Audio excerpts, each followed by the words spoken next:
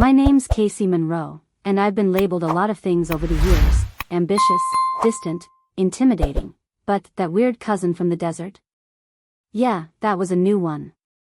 It all went down on a lazy Sunday afternoon at a sunlit estate nestled in the hills outside Santa Fe, New Mexico. My sister, Layla's engagement party was in full swing, champagne bubbles rising, soft jazz playing, and every inch of that house screamed old money. I showed up 10 minutes early, rocking a deep green silk blouse and heels that had stomped through more boardrooms than wedding receptions.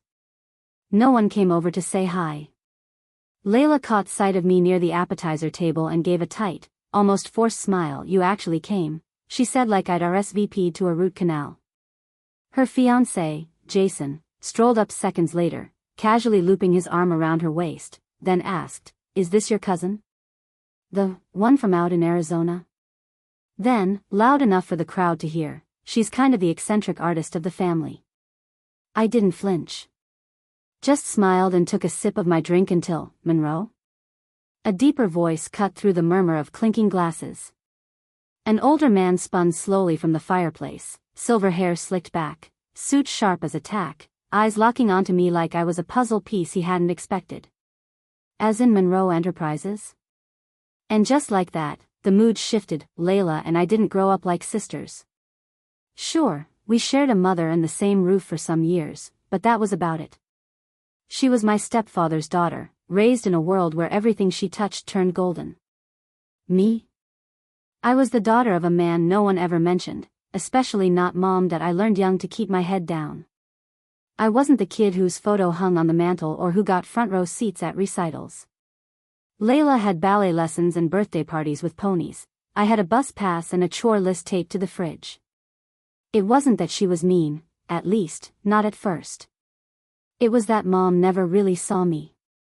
Not when I brought home straight A's, not when I left for college on a scholarship, and definitely not when I started my own company from scratch, fueled by student loans and sheer stubbornness. That I in her eyes, I was either invisible or a headache she didn't need. Mom's love was selective, something earned by staying quiet or useful. I remember in high school when Layla got caught stealing a lipstick. Mom made a call, had the security footage erased like it never happened. 2 weeks later, I came home 15 minutes late and had my phone confiscated for a month. That was always how it worked. By the time I hit my 30s, we hadn't spoken in nearly 10 years. Our last conversation was a rushed Christmas phone call. "Say hi to Mom," she said, then hung up before I could say a word. So when Layla's invitation arrived, I figured it was a mistake or something Mom pushed for appearances. Still, a tiny part of me went. Maybe it was curiosity.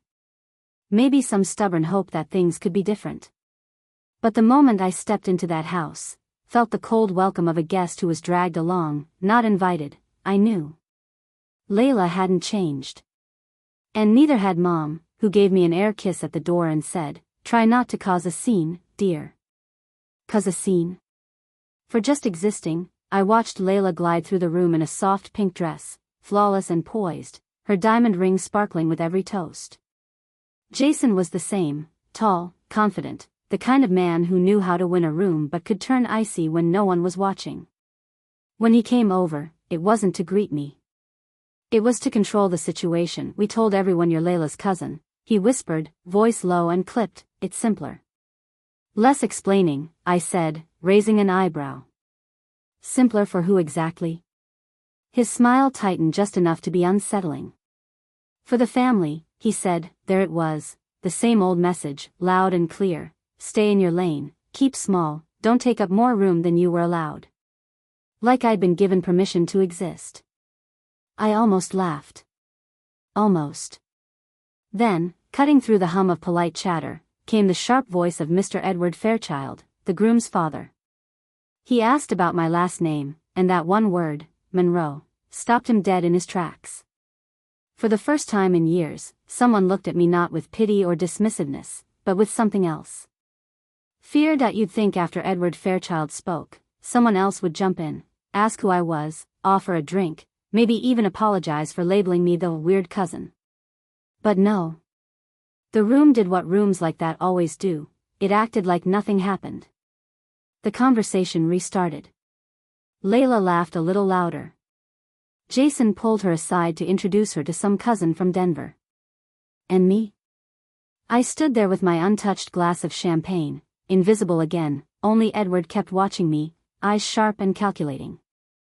He didn't come over, not yet, but I saw him quietly talk to someone, probably his assistant, who immediately pulled out a phone and started searching. That I moved toward the back patio, where the chilly October air felt like better company than the thick tension inside. I was nearly at the steps when I heard heels clicking behind me. "Casey," Layla called, dragging my name out like a warning. "I didn't realize you were coming." "I RSVP'd," I said without turning around. 3 weeks ago," she sighed. "Well, I figured you'd change your mind. You're always so unpredictable." That was her word for me. Not strong. Not independent. Just unpredictable. "I think Jason handles things well, don't you?" she added. "It's easier for people to think you're just my cousin. Not everyone gets our dynamic."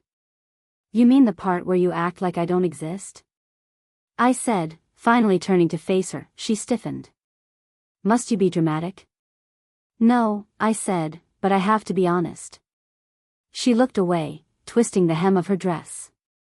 "This day isn't about us, Casey. Please don't make it into something it's not. It never was about us." It was always about her. Before I could say anything else, she slipped away into the glittering crowd. That I stood there, trying to steady my breath when a voice broke in. "Casey Monroe," it said. That I turned. Edward Fairchild stood beside me, more serious than before. "Mind if I ask, are you the Monroe behind Monroe Enterprises?"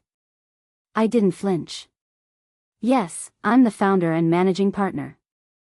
His eyes widened just a fraction before he quickly masked it. "I thought so. I've seen your name on the merger proposal. We've been negotiating, though your team kept things confidential." "That was intentional," I said flatly. He hesitated. "Do you know which company we're merging with?" "I do," I smiled faintly. The color drained from his face, and he said nothing more. I left him standing there, speechless, and headed back inside. Passing Jason, he smirked like he was still in charge, like nothing had changed. I almost admired his blind confidence. A cousin I didn't recognize leaned toward him and whispered, "Who is she really?" Jason shrugged. "Some finance girl. Layla's family has some strange branches." I just kept walking. Let them whisper. Let them stay clueless for one more night, because soon enough, they'd figure out I wasn't just some stray branch on Layla's family tree. I was the storm coming to shake up their entire orchard. Right before I reached the exit, I spotted Mom holding court by the grand piano, surrounded by 2 distant aunts. She barely glanced my way as I passed, but she did throw one line over her shoulder, low, tight, "You always have to make everything about you." I paused, turned just a fraction. "No, Mom. You just hate it when I don't let you make it about you." Her jaw clenched so hard I thought it might crack. The aunts went quiet. I kept walking. That house full of polished smiles and thinly veiled resentment. I was the only one who didn't have to fake it. I didn't stay long after that. I made my rounds, exchanged polite words with strangers who wouldn't remember my name in an hour, and thanked the servers, who, surprisingly, looked me in the eye longer than anyone else in that room ever did. I'd already made the impression I needed. Now it was just a matter of time. The merger proposal had been quietly cooking for months. My firm, Monroe Enterprises, had stealthily acquired 3 struggling subsidiaries that Fairchild Capital relied on. It was a slow, careful game, strategic and discreet. I didn't need them to know my name while the deals were being hashed out. All I needed was their signature. What Harold hadn't realized, until he caught sight of me standing in his own house, sipping his champagne, was that the woman behind the anonymous holding group had been right under his nose the entire time. And Jason? He never even saw it. Not when Harold pulled him aside later that night. Not when I caught Layla watching me from across the room, confusion twisting into something darker.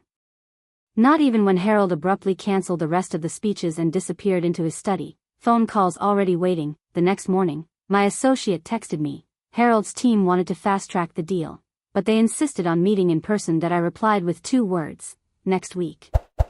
By Tuesday, I was sitting across from Harold in a glass-walled office overlooking Manhattan. No small talk this time. Why didn't you tell anyone who you really were? He asked, blunt, because no one asked, I said. His jaw tightened. You let my son insult you. No, I corrected, your son insulted someone he thought was worthless. That's different, Harold said, leaning back, fingers steepled. This merger is important to us, he said. I know. But I also know you hold the leverage to rewrite the terms. I tilted my head. I could. But I won't. He raised an eyebrow. I'm not here to punish your company. I'm here to close a deal. But I'll say this once, keep your son out of future talks. He's arrogant, short-sighted, and reckless, 3 things I don't negotiate with. For a long moment, he said nothing. Then he nodded. Understood. By Friday, the revised contracts were signed. My name was on every header, every ownership transfer, every future clause. Jason's wasn't anywhere to be found. That weekend, I got another invite, Layla's bridal shower. I declined. She called me for the first time in years. Why didn't you tell me what you do? I paused. You never asked. There was silence on the other end, the kind that stretches too long. Then she whispered, everyone's talking about you now. Dad's impressed. I'm not doing this for Dad, I said softly. I know, she said. But it's weird.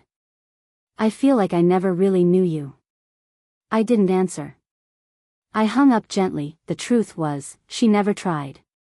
And now, she'd have to live with the fallout of building her castle on a foundation she chose to ignore. Later that night, an email arrived from one of Harold's board members.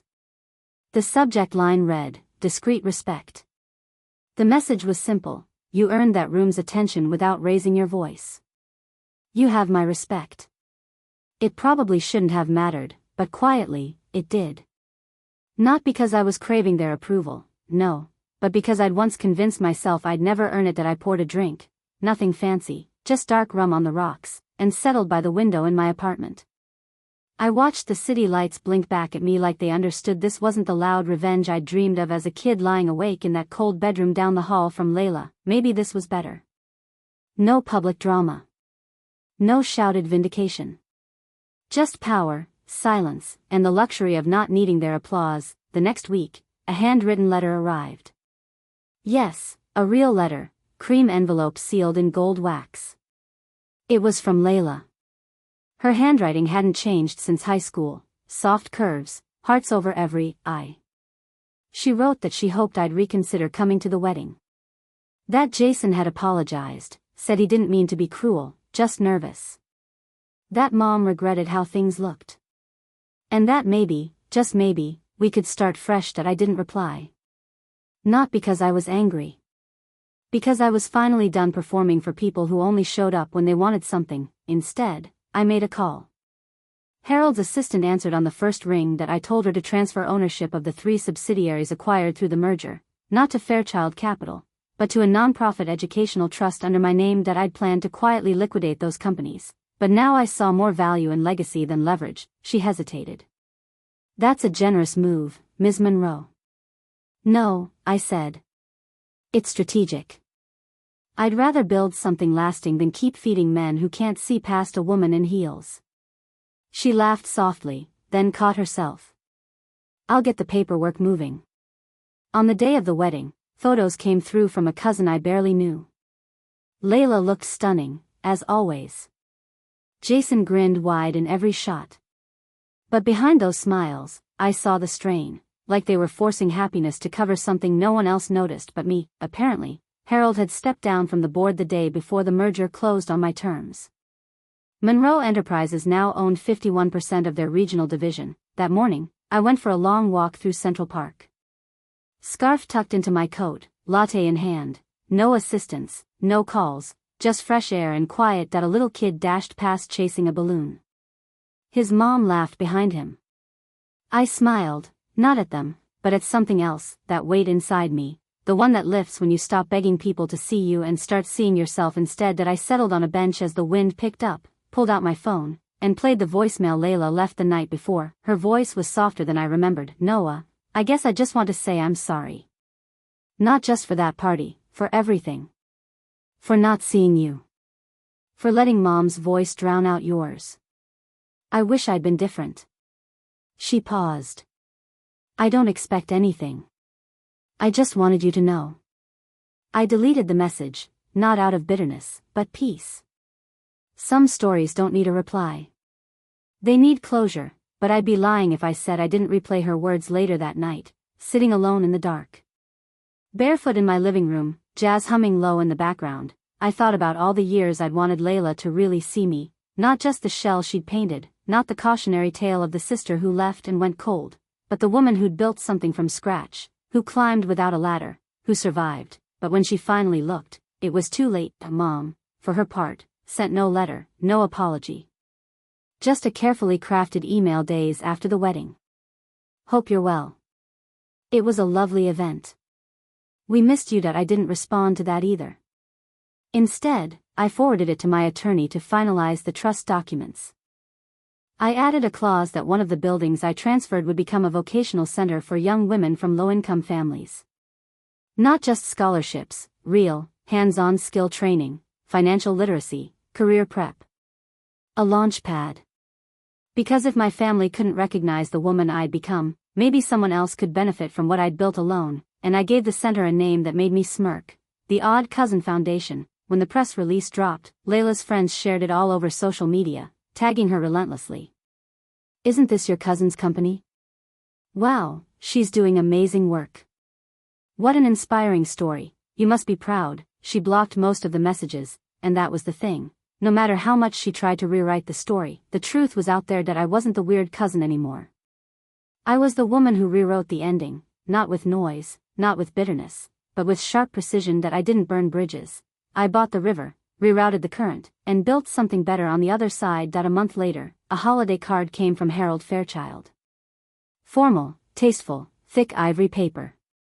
Inside, a single handwritten line in dark blue ink. Thank you for reminding us who were dealing with. No signature needed. That I pinned that card inside my office cabinet next to an old photo of me at 23, tired eyes, cheap suit, standing outside the very first building I leased for my startup. Back then, I thought I needed their table, their attention, their blessing. Now I own the table. I chose the seats. And I didn't need applause to know I belonged. Sometimes I wonder what would have happened if Layla had introduced me properly that day. If Jason hadn't brushed me off with a smirk. If Mom had reached out instead of retreating behind her perfect facade, maybe I would have given them another chance, but honestly, I'm glad they didn't. Because the way they treated me wasn't a mistake, it was instinct. And instincts, especially the ones built on superiority, rarely change without consequences. They don't just flip overnight. That I haven't spoken to Layla since that voicemail. She hasn't tried again. Maybe she's waiting for the right time. Maybe she knows there won't be one. And that's okay. That we all have to live with the stories we tell, the ones we tell others and the ones we tell ourselves. Layla spent years telling herself I was difficult, distant, dramatic. It made it easier for her to stay the favorite, the golden girl, the daughter who fit, but now, the world knew a different story, and I didn't need to defend it. I just had to live it. One afternoon, sitting in a quiet cafe after a meeting, a young intern from another firm nervously approached me, clutching a notebook. Are you Noelle Monroe? I nodded, her eyes lit up. I just wanted to say, what you did with the foundation. It's changed how I see everything. Thank you. I smiled, not because I needed to, but because someone had finally seen me. Not for who I wasn't, but for who I'd become, and in that quiet moment, with nothing left to prove, I felt something rare. Not victory. Not power, just peace, and for the first time in years, it was enough.